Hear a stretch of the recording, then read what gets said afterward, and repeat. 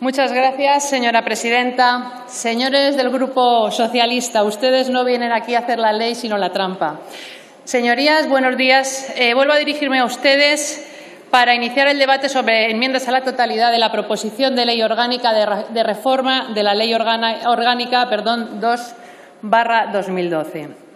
Mi grupo parlamentario ha presentado enmienda a la totalidad con texto alternativo por dos cuestiones objetivas, no ideológicas. La primera, porque la proposición de ley presentada por el Grupo Socialista solo puede recibir un calificativo, bueno, más bien dos: partidista y oportunista, y más adelante se lo explicaré.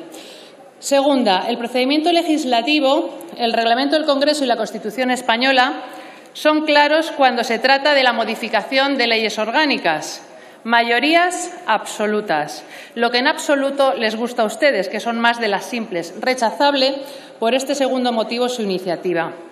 Y es que, señorías, esto no es una iniciativa concebida para mejorar la situación de los trabajadores, de los autónomos, de las pymes, tan duramente golpeadas durante la crisis de la COVID. Ni siquiera es una iniciativa para relanzar un plan estratégico sobre nuestra economía, sino que ustedes presentan una proposición de ley orgánica que persigue únicamente un fin, y es dar rienda suelta a la fantasía del Gobierno al que ustedes apoyan para alcanzar cotas de poder exacerbadas, eludir un control, una oposición parlamentaria y, en definitiva, un contrapeso propio de las democracias del siglo XXI.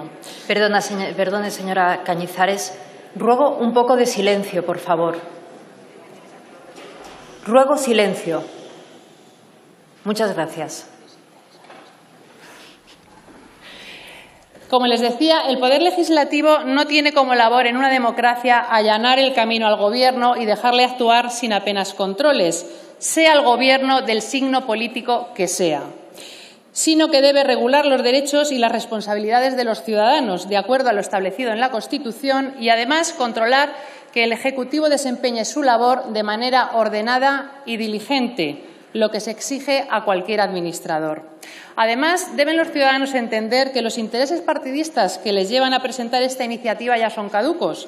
Esta proposición de ley orgánica es producto de una situación ya pasada, la moción de censura al señor Rajoy y las circunstancias que de ella se derivaron, con lo cual ya no les vale la excusa.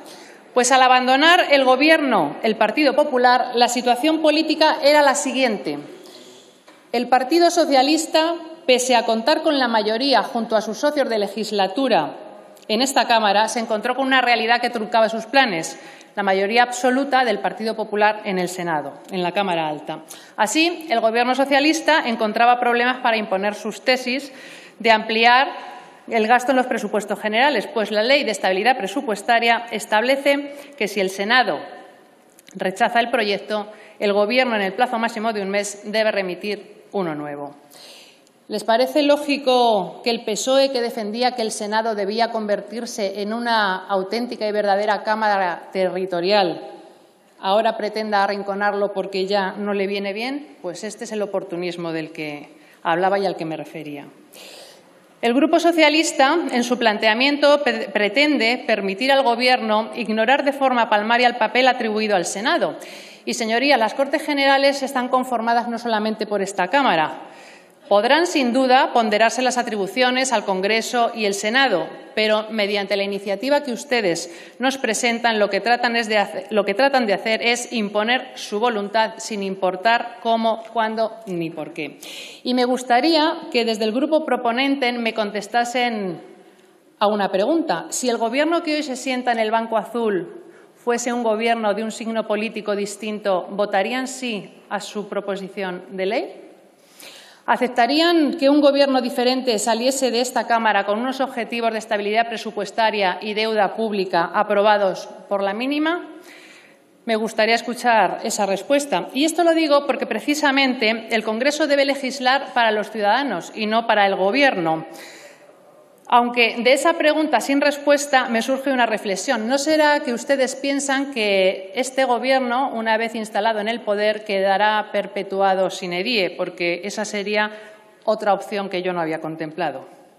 Pues mire, Les llamo a que hagan un ejercicio que muchos recetan y al que tanto apelan, pero que poco practican, y es que busquen el consenso y el verdadero acuerdo de la mayoría reforzada de esta Cámara y tengan en cuenta, por tanto, esa mayoría social de la que hablan, porque todos los que trabajamos en esta Cámara y que no conformamos el Gobierno también representamos a una gran parte de la sociedad que debe ser tenida en cuenta y respetada. La supervisión sobre el techo de gasto es una forma de control al Gobierno del que ustedes han intentado zafarse de forma continuada recientemente durante el estado de alarma, sin ir más lejos, porque ese control no se lleva a cabo mediante interminables ruedas de prensa concedidas a la televisión pública y guionizadas al más puro estilo a lo presidente, sino a través de la labor parlamentaria que ustedes han tratado de impedir a toda costa. Y en su momento nos preguntábamos que por qué. Y ahora sabemos que la razón simplemente fue que no tenían nada que contarnos, que sus capacidades de gestión se vieron rebasadas y que la ineptitud de su Gobierno ha quedado patente. Pero, claro, asumirlo no era una opción.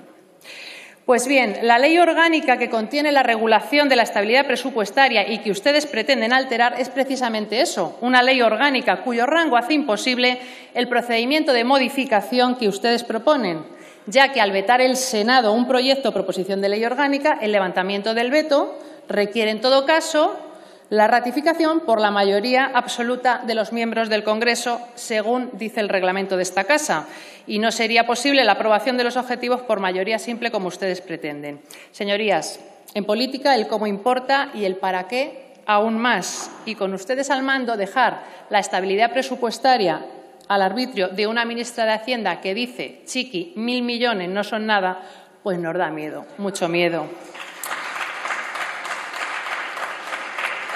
La modificación del artículo 135 de nuestra Constitución vino a introducir el control a nuestras cuentas para cumplir con los objetivos del Pacto de Estabilidad y Crecimiento. Ese pacto en cuestión incluye referencias para garantizar el crecimiento sostenible de los Estados miembros, que establecen, como saben, el límite máximo del 60% de deuda sobre el PIB y un 3% de déficit.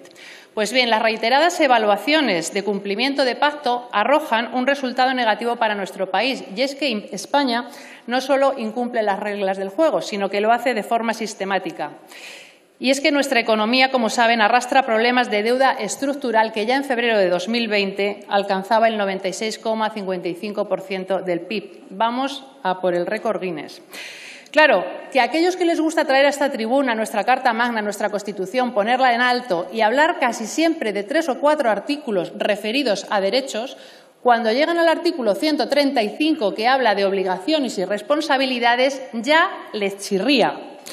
Y es que el Estado, además de procurar el bienestar para sus ciudadanos, también ha de ser responsable y debe saber hasta dónde puede y debe gastar. Es lo que hace cualquier adulto responsable de una familia, cualquier madre o cualquier padre.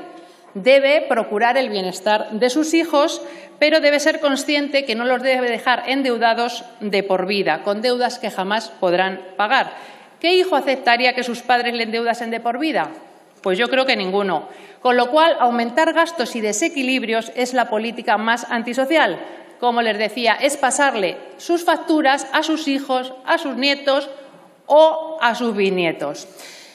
Y precisamente en estos momentos de incertidumbre se requerirán, como todos sabemos, mayores gastos por parte del Estado a fin de paliar los efectos de la crisis en la que estamos inmersos.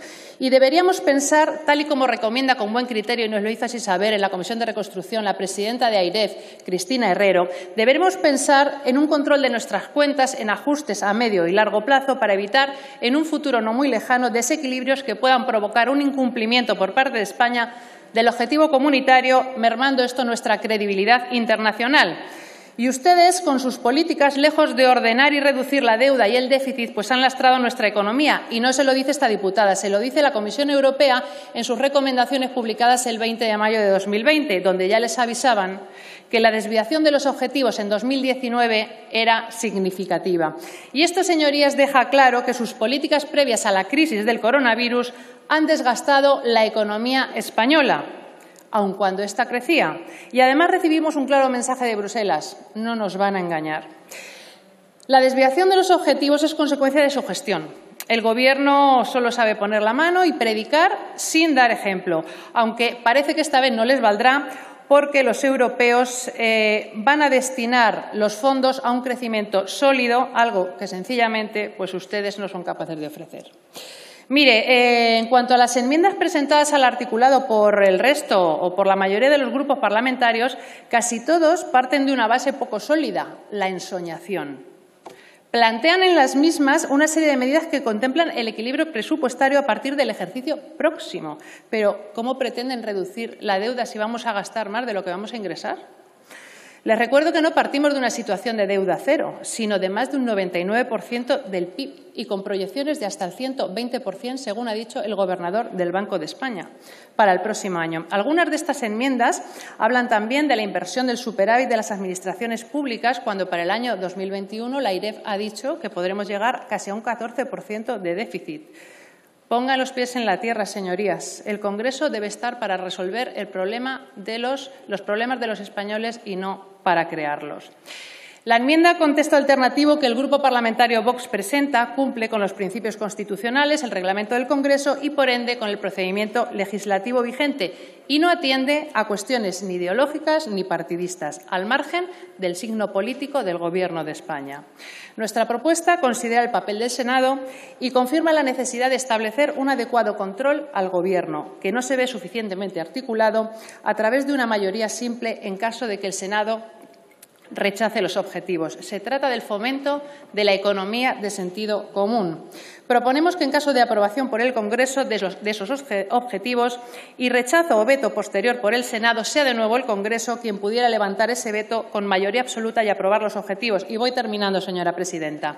Esta alternativa recogería una mayoría suficiente para garantizar que el preámbulo a la elaboración de los presupuestos generales del Estado se haya configurado en un marco de responsabilidad, sostenibilidad y sin desviarse de nuestros compromisos con la Unión Europea. Y, señoría del Grupo Socialista, una economía endeudada al 100% no puede generar un crecimiento sólido y ustedes, permítanme, solo saben hacer magia cuando se trata de vaciar las arcas. Entonces lo consiguen en tiempo récord. El gasto público debe ser supervisado y racional y las leyes deben responder al interés general de los ciudadanos, a quienes representa el Congreso de los Diputados, no al de sus siglas, no a las de su Gobierno y sí al de los españoles. En resumen, no conviertan la política en el arte de disfrazar de interés general su interés particular. Gracias. Muchas gracias, señora Cañizares.